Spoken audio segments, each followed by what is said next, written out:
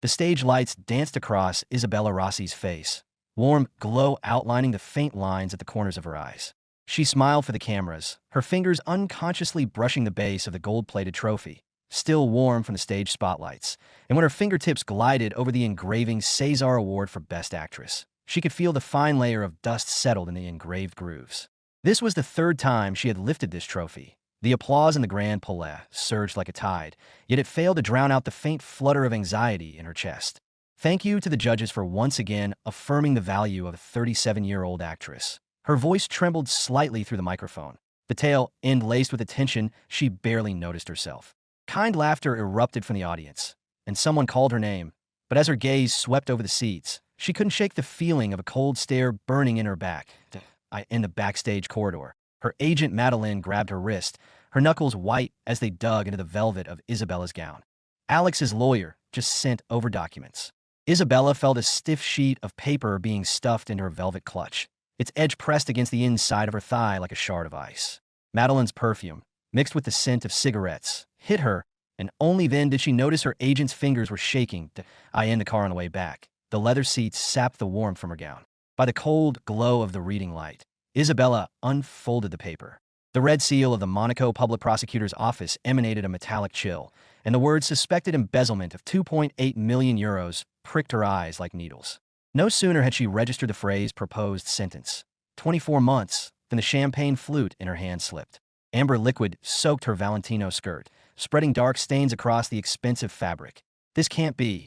Her nails dug into her palm, leaving 4 crescent-shaped red marks. That money was clearly transferred to the producers of her era. I even signed a receipt. The driver glanced quickly at her pale face in the rearview mirror, his voice softening to a near whisper. Madam, shall we go straight back to the apartment? No. Take me to Rue Saint-Honoré. She needed to see Madeleine, needed someone to confirm this wasn't a nightmare. Her phone suddenly vibrated, and a notification popped up from a social platform. The headline of the breaking news from Le Parisien was blinding. Ex-wife of football tycoon Alex Vanderberg suspected of financial crimes. Involved amount reaches 2.8 million euros. Madeleine's apartment was filled with the scent of lavender diffuser, yet couldn't mask the anxiety in the air. They've frozen all your accounts, even the one for the Cannes Villa's property fees, the agent said, handing her a tablet. On the screen, a notice of seizure for her Paris apartment showed a yellow seal stretched across her favorite floor-to-ceiling window. Alex moved faster than we thought. He didn't even spare the jewelry you hid in the closet's secret compartment. Isabella stared at the lights of the Eiffel Tower outside the window. Those twinkling points now looked like countless watching eyes. Where's the producer of her era? We need to confront him. Gone, Madeleine said, lighting a cigarette. Smoke blurred her furrowed brows. I had someone check. This so-called production company was never registered with the French National Center for Cinema. Looking at that transfer record from 3 years ago now, it just looks like you injected funds into a shell company under your own name. Isabella's back suddenly pressed against the sofa cushion. The cold leather made her shiver. She suddenly remembered the odd clause in their divorce agreement. Alex had insisted she keep her position as legal representative of that shell company. At the time, his lawyer had said, "It's just for tax optimization. It won't hurt you." Now she realized it had been a trap all along. Her phone lit up again, displaying an incoming call from an unknown number. Ms. Rossi? This is Chloe Durand from Le Point. A shrill female voice cut through the receiver, like nails scraping glass. What's your response to your ex-husband, Mr. Vanderberg, accusing you of squandering marital assets? Would you be willing to reveal your current location? When Isabella hung up, she realized her hand was shaking. She walked into the bathroom. The woman in the mirror still wore the elegant makeup from the awards ceremony, but the concealer under her eyes could no longer hide her fatigue. The glitter at the corners of her eyes looked like peeling scales, and her entire face seemed like a cracked mask. We need to hold a press conference. Seize the initiative. Make everything clear, Madeleine said, flipping through her contacts, her fingers flying across the screen. I'll call the editor-in-chief of Le Figaro. He owes me a favor. Then what? Isabella interrupted, a hint of self-mockery in her voice. Cry and say I was framed? That's exactly what they want. Look, another crazy woman abandoned by the elite, so desperate for money she's lost all shame. At 3 a.m., Isabella huddled on Madeleine's sofa, scrolling through news. The fifth trending topic on Twitter was firmly #WaskedUpActressExposed, accompanied by a photo of her tripping on the red carpet at last year's Nice Film Festival. Her high heel twisted, her skirt hiked up, her expression flustered.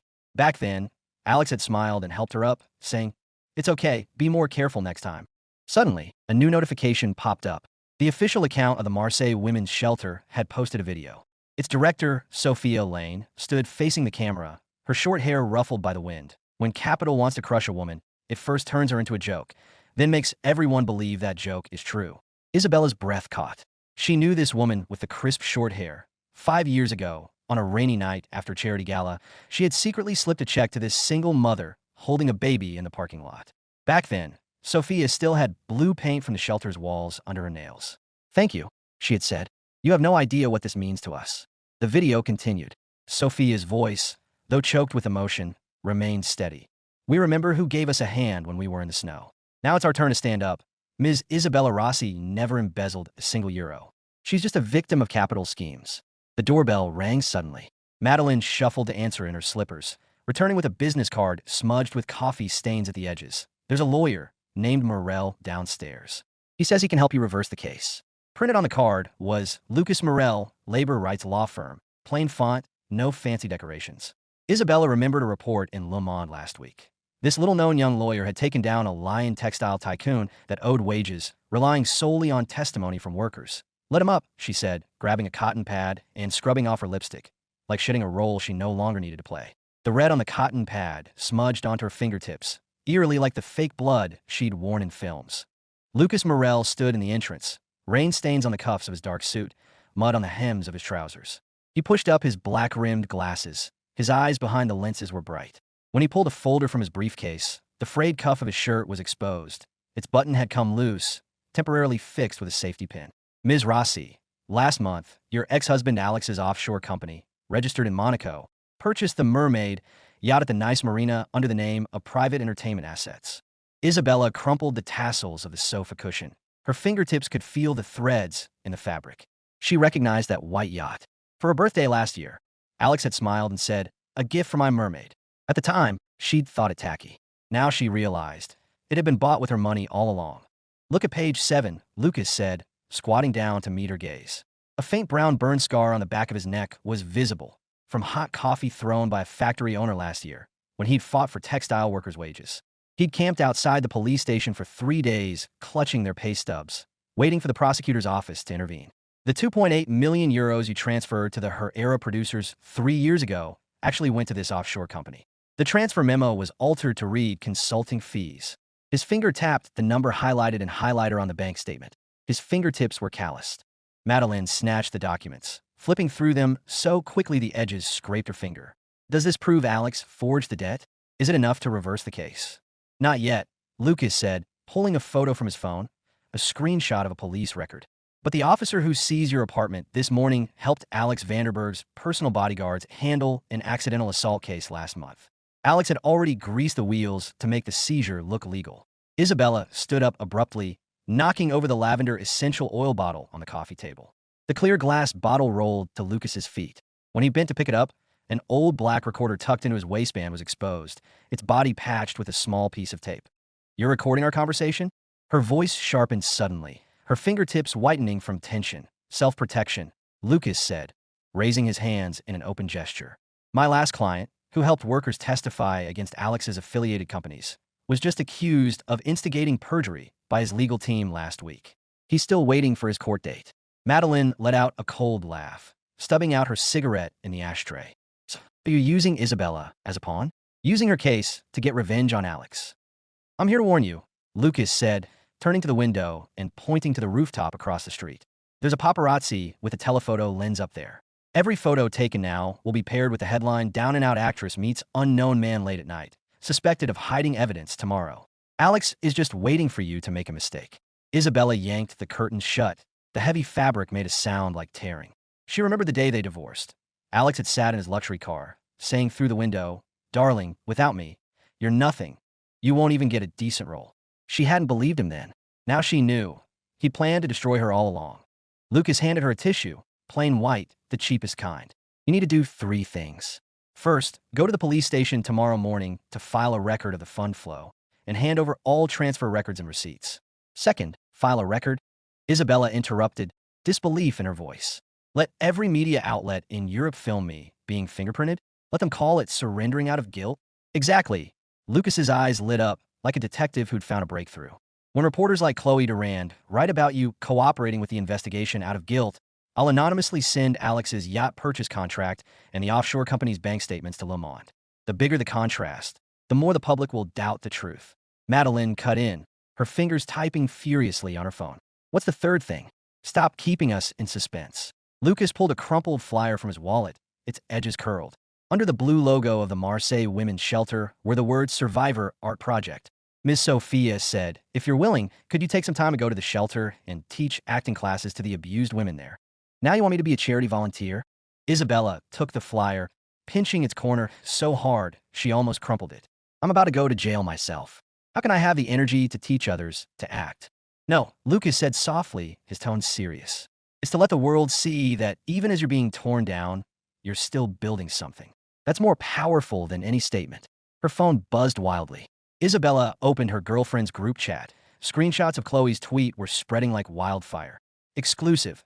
Blank checks found in Isabella Rossi's Paris apartment, suspected of planning to flee. The attached photo, however, was a shopping list she'd written in 2019, listing milk, bread, baby wipes, items she'd bought for Sophia back then, now twisted beyond recognition. I need to go to the apartment to get clothes. Isabella grabbed her car keys. The Blue Room Premier souvenir pin on the metal keychain dug in her palm. No. Madeline grabbed her hand, urgency in her voice. The door's swarming with reporters. The second you step out, they'll mob you. They'll take photos that make you look like a fugitive. Lucas suddenly took off his suit jacket and held it out to Isabella. It still carried his body warmth. The rain stains on the cuffs now dry, leaving faint gray marks. My cousin works in the police evidence department. She secretly took photos of the seizure list. They didn't touch the walk-in closet. He opened his phone gallery. In the photos, her dressing room was barred by a yellow seal. The costume she'd carefully collected, from the black cashmere sweater in the blue room to the white dress in the seagull, were all enclosed behind the seal, labeled relevant to the case. The black cashmere sweater on the far right. Isabella's throat tightened. It was the one she'd worn to the Blue Room's premiere, and the entire cast had signed the inside of the collar. And the script in the drawer, the first draft of her era, with notes from me and the producer. As Lucas nodded, Isabella noticed the faint pink edge of the scar on his neck. It hadn't fully healed, yet it had become a badge of his fight against injustice. This young man who fought for workers' rights might truly understand what it meant to hold on to something even when you've lost everything. And this, Madeline suddenly pulled an empty shopping bag from the closet, an ordinary non-woven supermarket bag. Pack some underwear and toiletries. Don't use a luxury bag. Look like you're just doing regular shopping, or the reporters will say she's still bringing designer bags even when she's fleeing.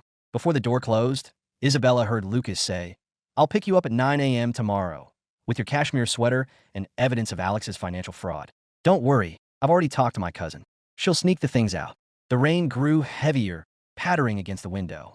Madeline suddenly collapsed onto the sofa, her voice tired. You know the most ironic part? Her era was supposed to be a story about a woman breaking free from male control and achieving financial independence. Now, you're being driven to the edge by the investor of that very story. Isabella stared at the neon light seeping through the window crack, red spots flickering across the floor. 3 years ago, on that rainy night, the anonymous check she'd given Sophia had been worth exactly 2.8 million euros in francs at the time. Back then, Sophia had held her feverish child, tears mixing with rain on Isabella's hand. You're our savior, she'd said. Now Isabella realized that money had never escaped the fate of being manipulated. She opened Sophia's video on her phone, replaying the line. We remember who gave us a hand when we were in the snow. Her fingers tightened unconsciously, the edge of her phone case digging into her palm.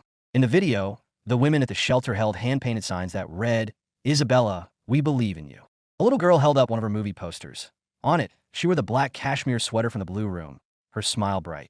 They want to crush you only because you once shone too brightly. Sophia's voice was like a dull knife, slowly cutting through her numbness and reigniting her strength. She couldn't give up like this. She couldn't let down the people who believed in her. Madeline suddenly slammed the tablet onto the sofa, cursing. Damn it, Chloe tweeted again. On the screen was the latest breaking news from Le Parisien, paired with a comment from Chloe Durand. When a fairy tale becomes a criminal case, shouldn't we ask, why do abandoned elite wives always love playing the victim? Is it because they're used to relying on men? Or because they think tears can buy sympathy? A wave of nausea surged in Isabella's stomach. She remembered last year's charity gala. Chloe had raised her champagne glass, smiling and praising her. You have it all, marriage and career. You're a role model for all women. At the time, that smile had seemed so sincere. Now she realized. It had all been calculation. That bitch. Madeline typed furiously, her fingers shaking from anger. I'll contact Le Figaro to issue a statement and expose her true colors. Don't, Isabella said, stopping her agent's hand. Her voice was calm. A statement will only make her more excited. She's dying for us to argue with her, to create more drama. The calmer we are, the more flustered she'll get. She opened the comment section. The top comment was a meme. A gif of her tripping at the Nice Film Festival, captioned "Debt crushed her high heels," and the actress's dignity. Like for piling up by the hundreds every second. Below, someone wrote, I always knew she got where she is by sleeping with men. And another, at 37, she's still trying to play the ingenue. It's no surprise she's fallen. Lucas's phone vibrated suddenly. He checked the screen, his brows furrowing. Alex's lawyer just applied to the Monaco court for an asset freeze order. What does that mean? Madeline's cigarette ash fell onto the carpet, leaving a small black mark, but she didn't bother to brush it off. It means Lucas licked his chapped lips, his voice dropping. If we lose this case, Isabella's earnings from films, endorsements, even the assets she got in the divorce, will be frozen for the next 10 years. Alex wants to make sure you have no money for a lawyer and no money to live on. Isabella felt ice water trickle down her spine, freezing her to the core. She suddenly remembered a line from her era script. They don't just want you dead, they want you to kneel and die, to admit your guilt in front of everyone. At the time, she discussed it with the producer, saying the line was too cruel. Now she knew, reality was far more brutal than any script. The doorbell rang again. Madeline peeked through the peephole, her face darkening as she turned around, swearing. It's Chloe. How'd she find this place? Alex must have given her the address. Let me handle this, Isabella said, pulling out her hair tie. Her black hair fell loose, covering most of her face. She rubbed her eyes hard, making the skin around them redden. Combined with her half-removed makeup, the woman in the mirror looked haggard, fragile, the perfect image for a tabloid headline. It was an instinct she'd honed over more than a decade of acting, and now it was the only weapon she had. Chloe's perfume flooded in the moment the door opened, cloying floral notes mixed with alcohol, choking. Darling Isabella. She held up a recorder, a fake smile plastered on her face. I heard you're turning yourself in to the police tomorrow. Do you need Lou Parisian to send a car? We can save you an exclusive spread. Let you speak from the heart. Isabella leaned against the doorframe, deliberately slumping her shoulders. Her voice trembled with fake tears. Your lipstick's on your teeth, Ms. Durand. Chloe's smile froze for a second. She licked her lips instinctively, a flash of panic in her eyes. Readers are dying to know. She quickly recovered, lowering her voice, menace in her tone. Why did Mr. Vanderberg suddenly report his wife of 5 years? Did you plan to transfer assets all along, so you could run off with another man? Tell your readers. Isabella glanced at the blinking red light of a camera at the end of the hallway, raising her voice so the lens could pick it up. I have an audition next week for director Jacques Brokenmask. I'm playing a domestic violence victim framed by her husband. Getting a head start on method acting, maybe it'll make my performance more authentic. Chloe's mascara clearly trembled. Her grip on the recorder tightened. This highly anticipated upcoming project was the very one she'd written about that morning, claiming washed-up actresses don't deserve leading roles. Isabella's words were a direct slap in the face. Madeline squeezed past, slinging an arm over Isabella's shoulder, mockery in her tone. Honey Chloe, when you covered the Nice Film Festival last year, didn't you mistake the jury president for a restaurant manager? You even handed him your business card, saying you wanted to interview the restaurant owner. Do your readers know about that? By the time the door closed, Isabella's back was soaked with cold sweat. Lucas was flipping through the interview notes Chloe had left behind when he froze, pointing to a line. They found the shelter's donation records. They're planning to smear Sophia too. What? Madeline snatched the papers, her voice spiking. It says here, sources claim Ms. Rossi donated to an extremist feminist group with criminal ties, suspected of funding illegal activities. Are these people insane? Isabella grabbed the paper, her fingertips shaking with anger. The single mothers and abused women she'd anonymously supported had been painted as criminals and extremists in the report. To destroy her, Alex didn't even care about harming innocent people. Lucas's phone lit up suddenly. A message from Sophia flashed on the lock screen. A reporter from the Marseille Morning News is coming to interview me about Ms. Rossi's donations. What should I say? Should I deny it? Isabella picked up her phone, her fingers hovering over the keyboard, but she hesitated. She remembered that rainy night 5 years ago. The baby in Sophia's arms had had a fever, the smell of milk mixing with rain, so fragile, yet so resilient. She couldn't let Sophia be dragged into this because of her, let alone let the women at the shelter be hurt again. Tell her the truth, Lucas said softly, his tone firm. Like she did in the video. Truth is always more powerful than lies. Even if it's smothered for a while, it will always be seen eventually. Madeline suddenly gasped, pointing at the TV. Look, the midday news. On the screen, Alex's public relations director smiled at the camera, her makeup flawless, her tone grieved. Mr. Vanderberg is deeply disappointed and distressed by Ms. Rossi's actions, but he still believes in judicial justice. He hopes the court will give him justice. He's just an ordinary man betrayed by his wife. The scene suddenly cut to outside the courthouse. Isabella's heart lurched. She saw her black cashmere sweater, now worn by Alex's new assistant. The signatures on the inside of the collar were hidden, but she recognized it instantly. The entire cast had signed it backstage at the Blue Room's wrap party, and the director had even drawn a little sun on it. Bastard. Madeline's nails dug into the sofa arm, leaving white marks. He's letting someone else wear your clothes, and he has the nerve to play the innocent victim on camera. Isabella, however, suddenly laughed, tears mixing with her laughter. She remembered the audition notice she'd received for Broken Mask yesterday, with a note. Given your recent marital situation, we may need to adjust the filming schedule. Please take time to consider. She'd hesitated then. Now she realized. It might have been a sign from fate, a chance to not only play the role well, but to win back what was hers in real life. Lucas, she turned to the young lawyer, her voice steady with resolve. What documents do I need to bring to file the record at the police station? Passport, ID card, transfer records, right? Madeline's eyes widened, disbelief in her voice. Are you crazy? Going to the police station now is like walking into a trap for the reporters. Chloe's camera will tear you apart, paint you as a guilty wife surrendering herself. No, Isabella said, pulling out her old passport from the depths of the closet. Its cover was slightly worn. I want them to film me in this outfit. She held up a plain black Zara dress, its neckline faded from washing. 3 years ago, she'd worn this dress to sign the divorce papers. Back then, she'd told herself, Isabella, you can start over. Now, she would wear it again to fight for herself. Lucas suddenly understood. He pulled a folder from his briefcase, flipping to a page. When you file the record, make sure to accidentally reveal this document. He pointed to Alex's contract for the mermaid yacht. Chloe's camera will zoom in on it. The harder she tries to smear you, the more she'll push this evidence in front of the public. Madeline's phone buzzed wildly. In her girlfriend's group chat, screenshots of Sophia's latest tweet were blowing up. The real criminal is touching up his makeup with the victim's blood, but we won't let the innocent be wronged. Hashtag stand with Isabella. The Marseille Women's Shelter is with you always. The photo showed the women from the shelter standing in the rain, holding signs that read, "Truth will shine." Isabella picked up her lipstick, an affordable one Sophia had given her, in a shade called Rebirth. She applied it carefully in the mirror.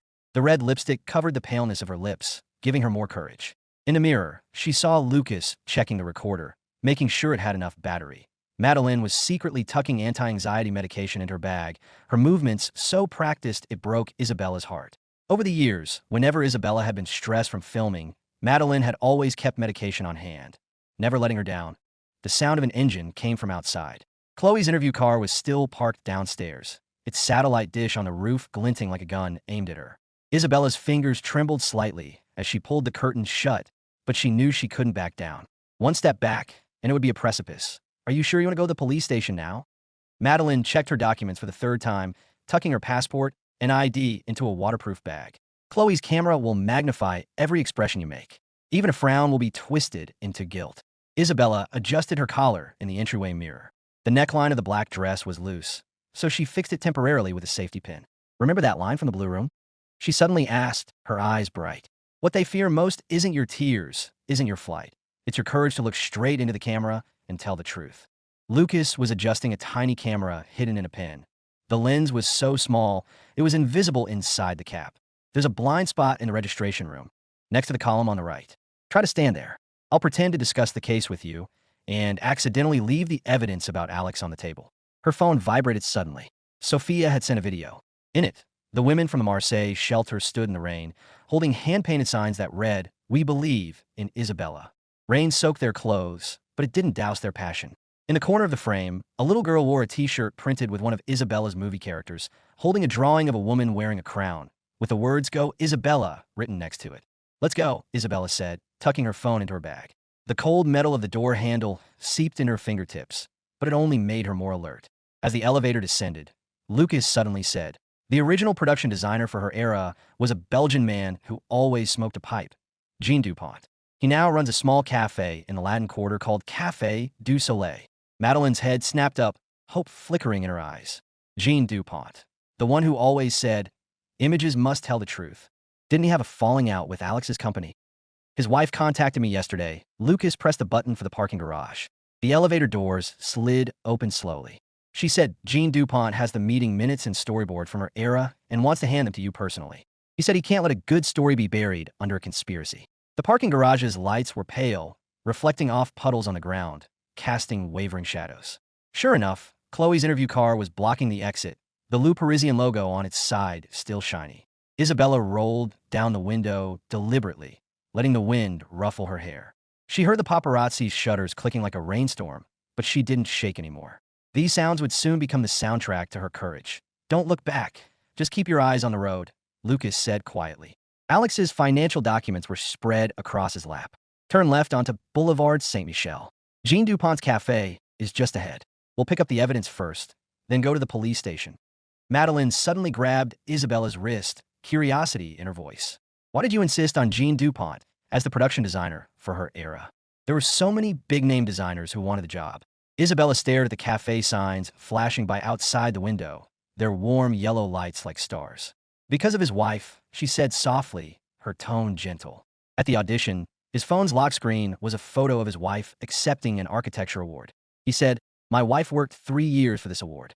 Now she's finally proven herself. At the time, Alex had just locked my passport in a safe, saying women don't need to run around. They should stay at home. I wanted to work with Jean DuPont to make a film that let women shine." The steps outside the police station were already packed with reporters, microphones and cameras held high like a black forest. When Isabella got out of the car, she deliberately stumbled, letting the edge of the documents in her bag peek out.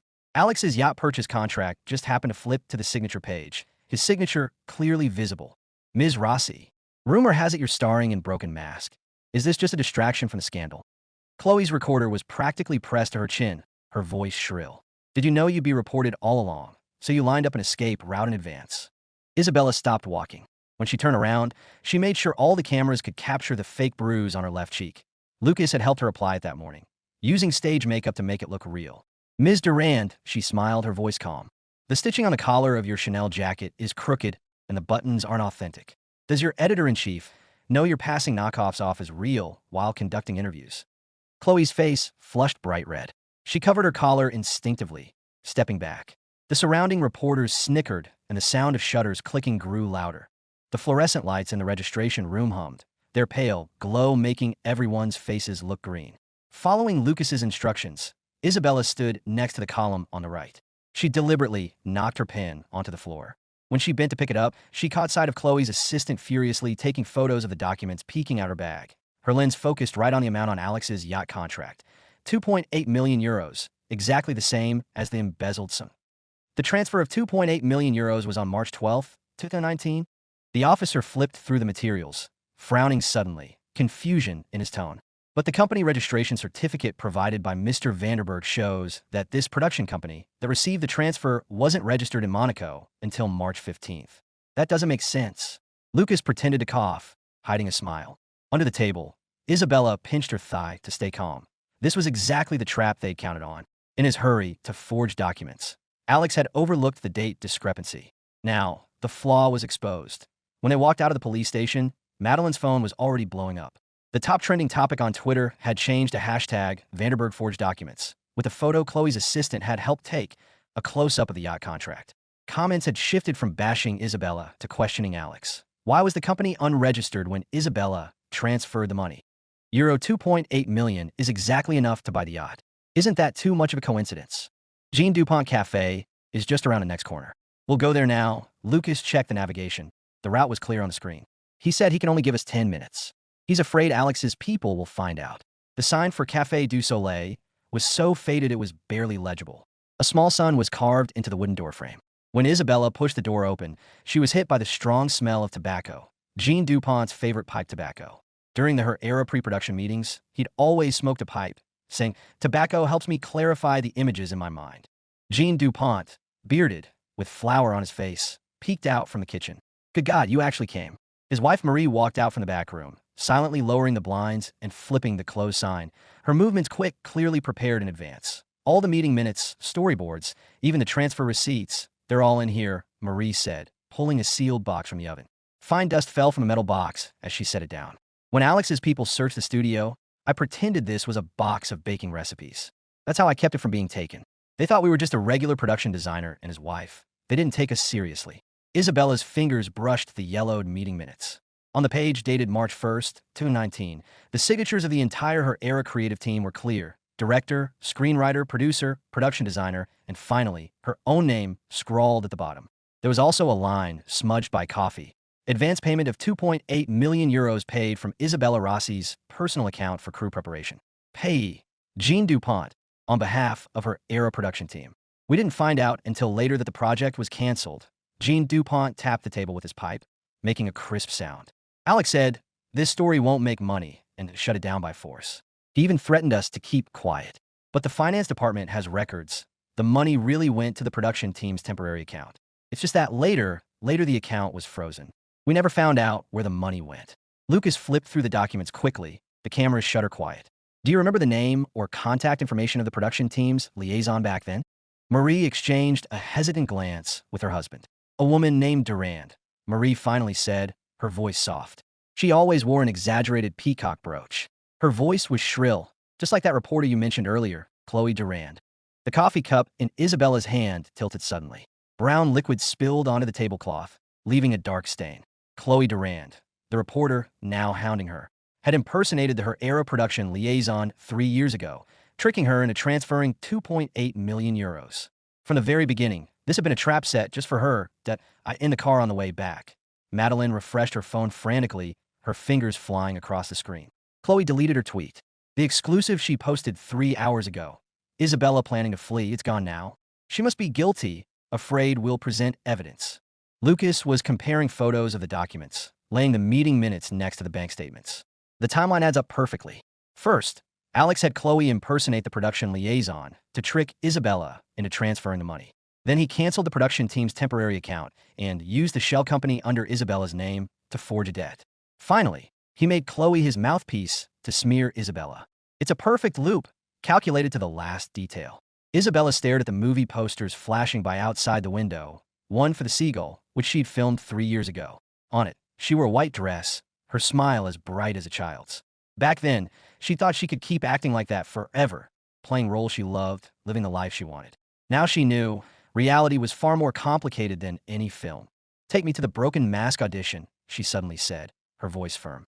"Right now. The audition is at 2 p.m. We still have time." Madeline gasped, disbelief in her voice. "Are you insane? The trial is tomorrow. Going to an audition now. If the reporters catch you, they'll say she's still thinking about acting even before her court date." "That's exactly why we need to go today," Isabella said, pulling off the Band-Aid on her wrist to reveal a nail scratch she'd left untreated that morning, from clutching her phone too tightly the night before. Director Jacques said Broken Mask needs authentic brokenness. Right now, no one understands that role better than I do. The hallway outside the audition studio was packed with young actresses, dressed elegantly, clutching scripts and reciting lines softly, hope in their eyes. When Isabella appeared, whispers rippled through the crowd. Surprise, curiosity, even sympathy. They'd definitely seen the news. Isabella paid no attention. She walked straight to the makeup room, where the mirror showed the real dark circles under her eyes from lack of sleep the night before. More authentic than any makeup.